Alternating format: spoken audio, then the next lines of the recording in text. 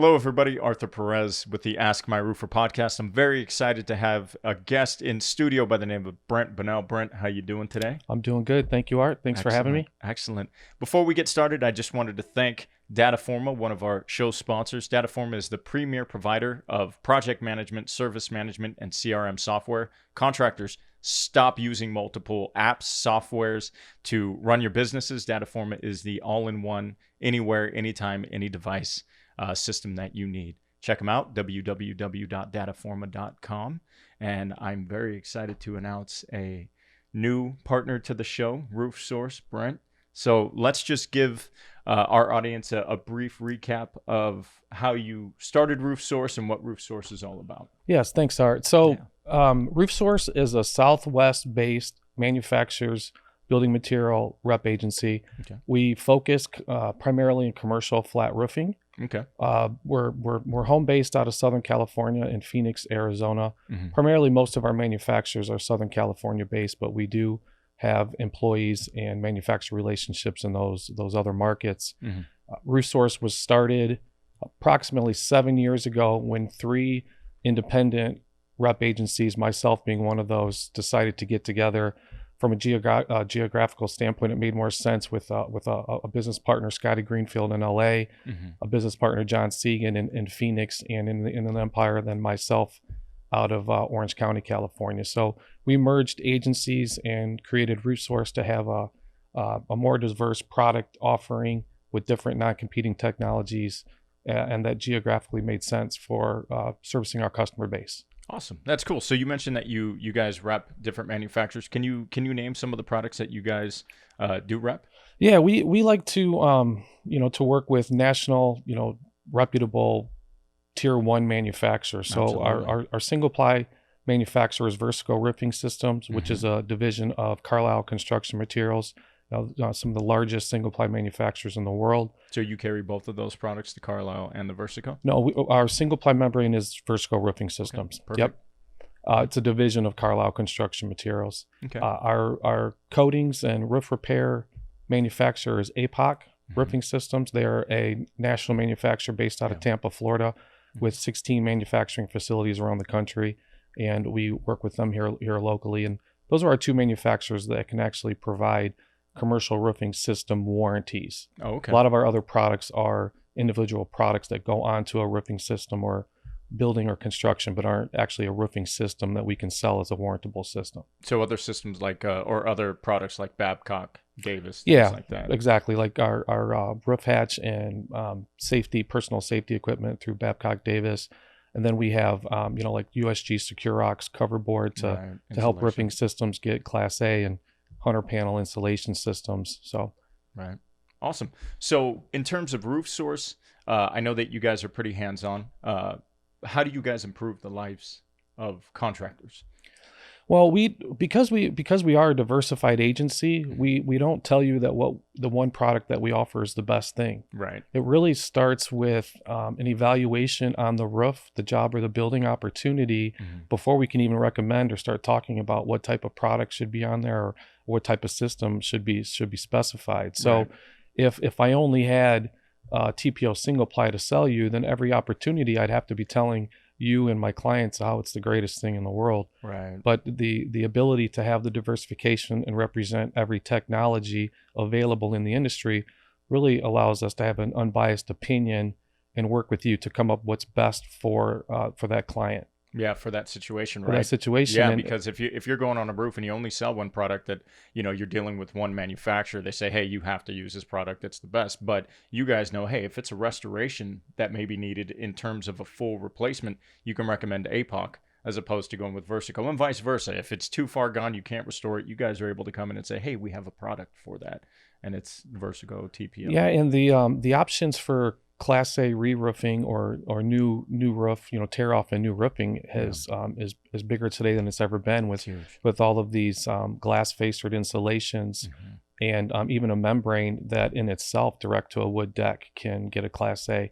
So we like to think that we can keep contractors, building owners, property managers, most up to speed on the newest changes so that there's things that we can offer that they may not even know that exist today. Right.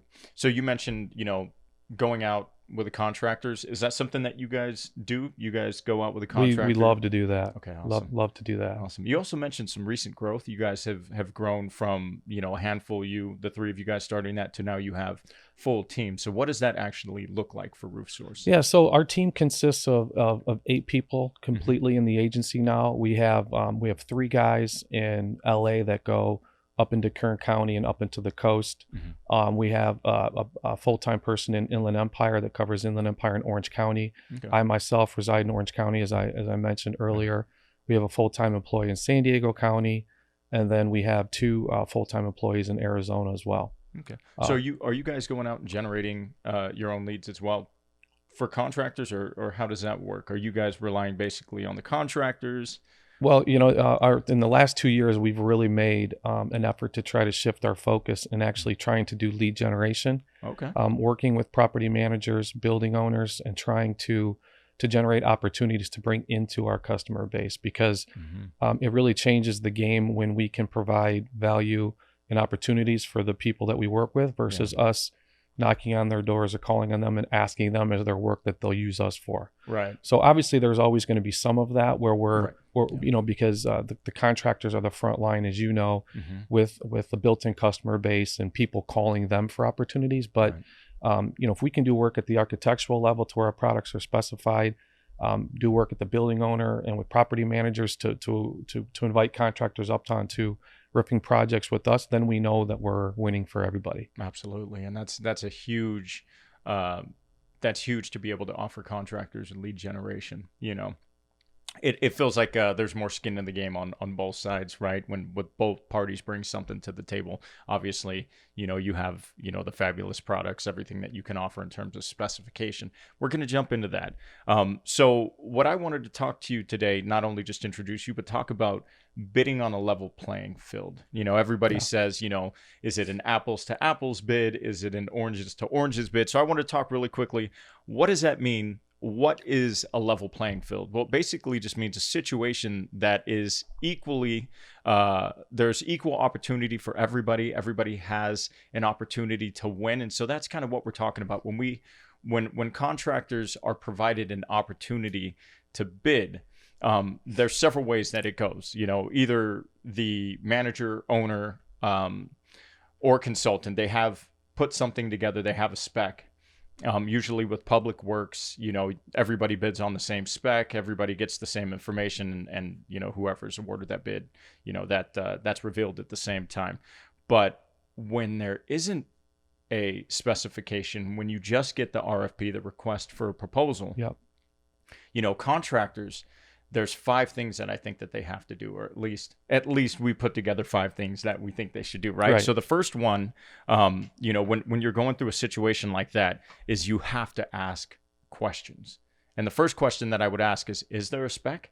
Is there a specification put together? And if there is, then you're able to go through, you can talk about, addendums, what you need to install, ask questions in terms of the product and all of that. But if there's not, what can a contractor do? If there isn't a general idea of what the project is, they call RoofSource. What do you guys do?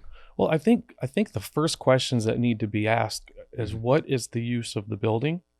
That's a good one. Short-term, long-term. Exactly. How long is the owner or tenant going to possess the building? Right. That's very important, because if if they're going to be out of there in 2 years, why are we talking about a roof tear off and a 20, 25-year system being put on? Right. So I think those things need to be established up front. And then the scope of work, what happens more than half the time, in my opinion, Art, is an owner or property manager receives 3 separate bids from 3 different contractors. Every single one of them is proposing a different solution with a different warranty term, and the language in the warranty is all over the place and can be very misleading. So I really think it's important to understand those things first. Right. What's the budget available? What's the term of the warranty that the client's looking for? And then what type of warranty is that? A manufacturer warranty is a manufacturer saying that the product's going to be good for this amount of years. Material and labor warranties are saying, hey, over this duration of 10 years, we'll fix this repair and the labor to repair it over this 10-year term if there happens to be a problem, right? And then you have your NDL warranty that says up to no dollar limit, we're going to fix and replace this over this term.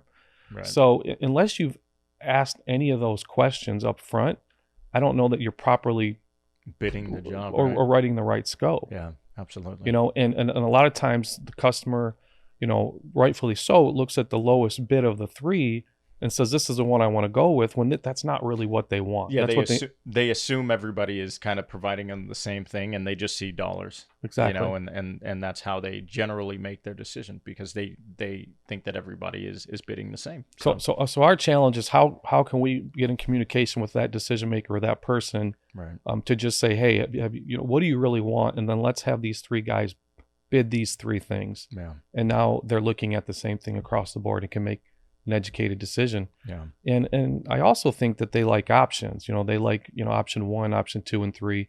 What's the differences and why, versus just one thing to look at where they're comparing everybody. Well, and that's one thing I wanted to talk about too. You know, what are contractors selling? Are they selling price, or are they selling quality? And RoofSource, I know you guys have that good, better, best, where you're able to provide, you know, certain levels of, hey, you're only going to keep this building for 2 years. We're not going to tear off. We're not going to use a really high-end product with a 20-year warranty, because they're just going to get rid of it, right? So you come in with a coating product, a restoration product, something that will still last, and you guys probably warranty those systems for a minimum of like 10 years or something like that. Exactly. But it's not something that will be overkill, right? It's not the highest end product, because it's not necessary for the situation. So RoofSource, based off of those conversations with contractors and owners, you guys will come in and provide, you know, the spec.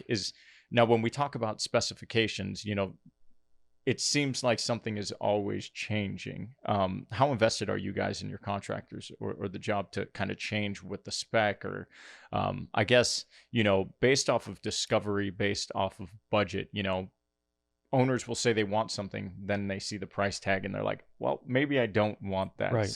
You know, how do you guys transition in that situation? Well, I mean, if they had, you know, I call it the sticker shock, right? You know, then we can, you know, you have to just break it down to them and say, hey, we can do these repairs, and it's significantly going to, reduce the cost that you're looking at putting into this building. And then when you get down to the pairs, there's also the good, better, best, right? There's black products, white products, products that do on the well in the water, products that don't. So when you're getting down, instead of, you know, restoring and maintaining, like, you know, using an APOC system, or replacing or doing a new roof with the Vertical system, now you're talking about, okay, which maintenance products should we do, and how should we best repair this? You know, should we put, you know, reinforcement in the detail, polyester reinforcement in the detail, so that they last longer? Are you doing an acrylic versus a silicone versus you know, all of that? So I mean, we have very powerful UV sun here, right? That really beats up these products and these roofs. And so what we're using is it should definitely be taken into consideration. Yeah, or recommending. Reflectivity is huge here. You know, the white products are absolutely huge. You know, they reflect that. They don't get eaten up as much. It's funny. We talk to people from all over, you know, the United States, and they're dealing with storms, they're dealing with hail damage. We don't have any of that here. It's the sun that directly affects us the most when we're talking about, you know, product installation stuff, and even, you know, how long these products will last based off of that sun damage. So it's an interesting conversation when you start talking about what people install. You guys are primarily just south, west, and west. Correct. So who would be a perfect client for RoofSource? Who are you guys looking to work with in terms of contractors or owners? Well, I think, you know, for us, all contractors are fair game. You know, there's a lot of our products are sold every day without us directly being involved in the interaction or the process of that sale. But we really want to build sustainable long-term relationships where we're working together to offer clients the best solutions. I think one of the mistakes made is that people sell a client a roof and they say, hey, that thing's good for 15 to 20 years, and then they lose track of them. They lose sight of them, right? You know, what if that owner goes and buys more buildings, or what if there is a problem in 3 years? You know, how do we stay in front of these people to build a relationship over the long term? I can tell you in our business, we're already, succession planning with, four guys under 30 years old on our team to be, the next gen of RoofSource, right? So Yeah. how do these guys have the opportunity to go get the roof the next time, the next go around? So, well, so in terms of that, and that was one of the things I wanted to talk to you about. So how do you guys, what is your follow-up process? How do you guys follow up with either bids that you've specified, jobs that you've walked, or growing existing clients? What is RoofSource process for that? well, thankfully, a lot of our manufacturers have a quote logging system, and they Right. will send us out a monthly report and say, hey, you've asked for quotes on all of these Mm-hmm. projects, and they haven't sold, so where are they at? Right. So Right. Yeah. so Put a that's little kind of pressure on that's them. kind of our little nudge to say, hey, follow up on these and see where they stand. Right. So that helps us. We'll also do reminders in our CRM tool Yeah. to set it out for 2 weeks. Remember to Yeah. follow up on this. So we've got little different systems in place.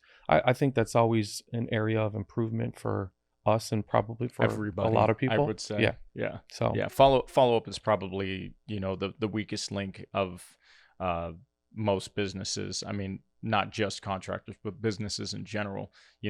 Capturing that information, getting that information to a client is only part of the job. But if you're not following up, when we're talking about, either property managers, and I know you said you guys are kind of stepping into that space where you're now going where the property managers are, these, commercial management companies.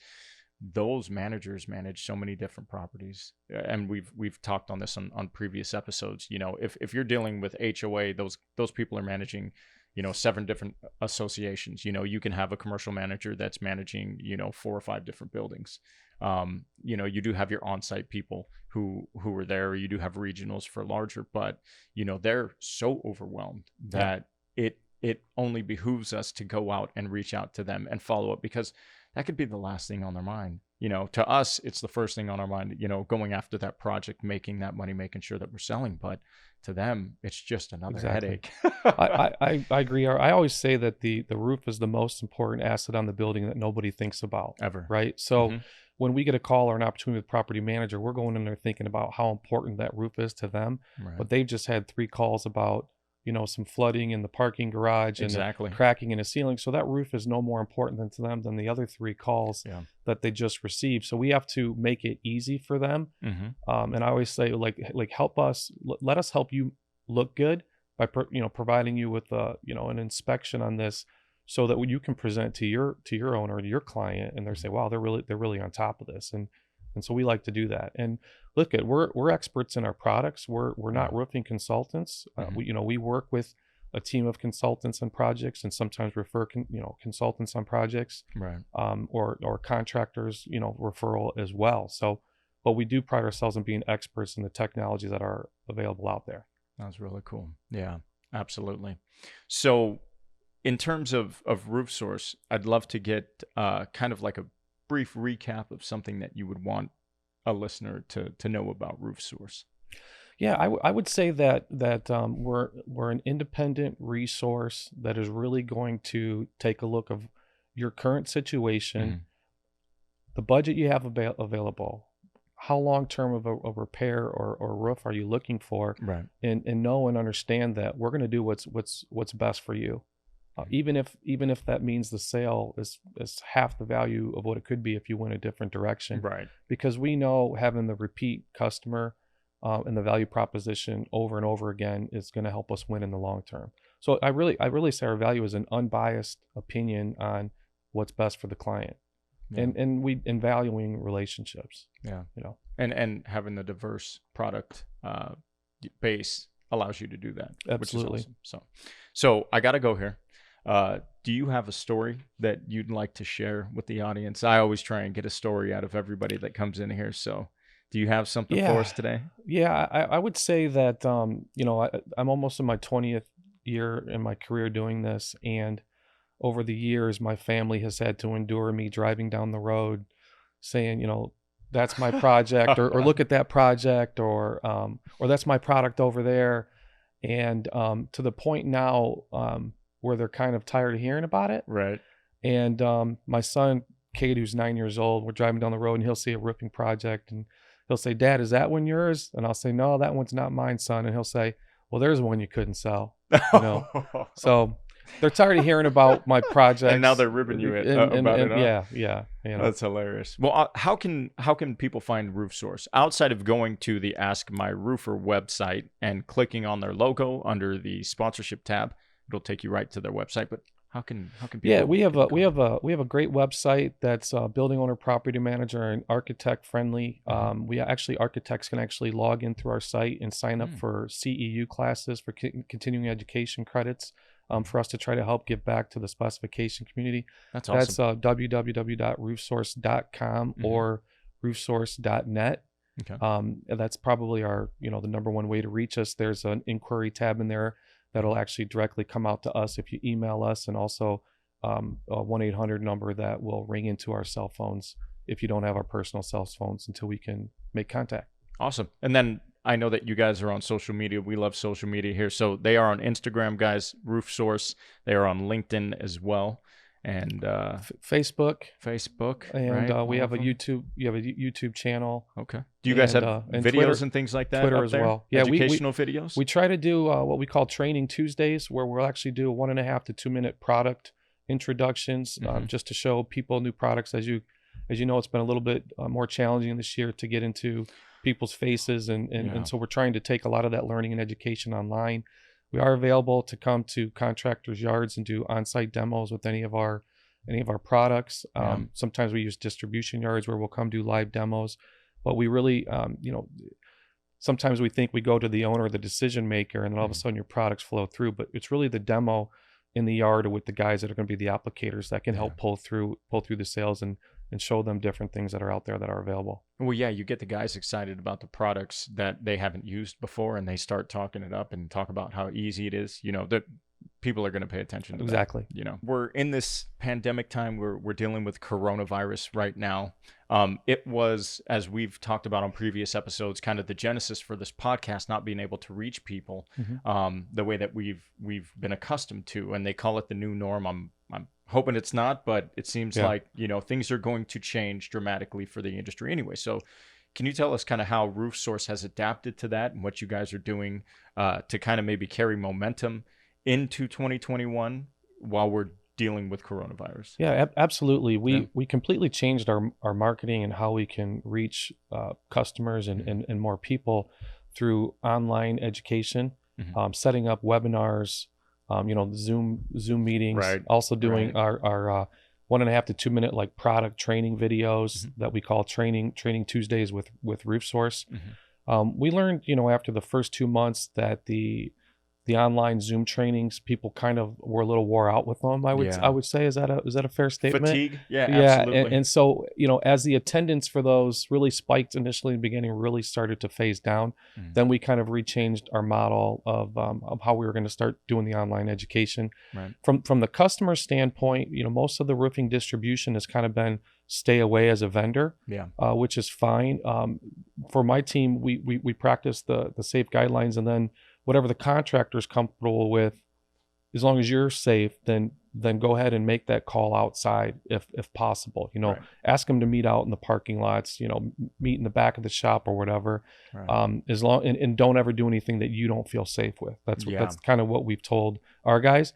When it comes to the property managers or building owners, we're fortunate that most of the access to that stuff can be done on the exterior of the building, where we can just have one person, maybe open a cage for us, or a roofer can put a ladder up, or there's exterior access where we can get up and do our thing without even having to enter a building or put anybody, at any concern or at any risk. Right. That's huge. Yeah. With all the adaptations necessary in order to, just continue to perform, how are you gravitating towards technology? What are you guys doing? Because I know you mentioned you're doing the Zoom videos, but you kind of, you feel the fatigue of that. So you have your YouTube videos where you guys are training people. Does the CRM that you guys use are you able to utilize that wirelessly, or how does that work? Yeah, we use it wirelessly through an app, and we're also using a lot of videos with our phones on roofs to certain details. Yeah, you FaceTime the warranty department and make sure, like, hey, this is what I'm seeing. This is what we're thinking about doing. Is this warrantable? And, the guy can be 1,000 miles away and you're connected and making sure that you're properly addressing that detail. Yeah. So just using everything that's available out there to us. Yeah, that's huge. Yeah. That's awesome. Great. Exactly. So easy use and stuff like that. Well, I really appreciate you coming on the show, Brent. Thank you. It's been a pleasure. You guys, Brent Bonnell, RoofSource, www.roofsource.com or .net. And Brent, do you want to say goodbye to anybody? Yeah. Thank you. Hopefully everybody listens and watches and gets something out of this. And I appreciate you, Art, for having us here. Of course. And you guys, this is the Ask My Roofer podcast. I'm Arthur Perez. And as always, stay safe on those roofs.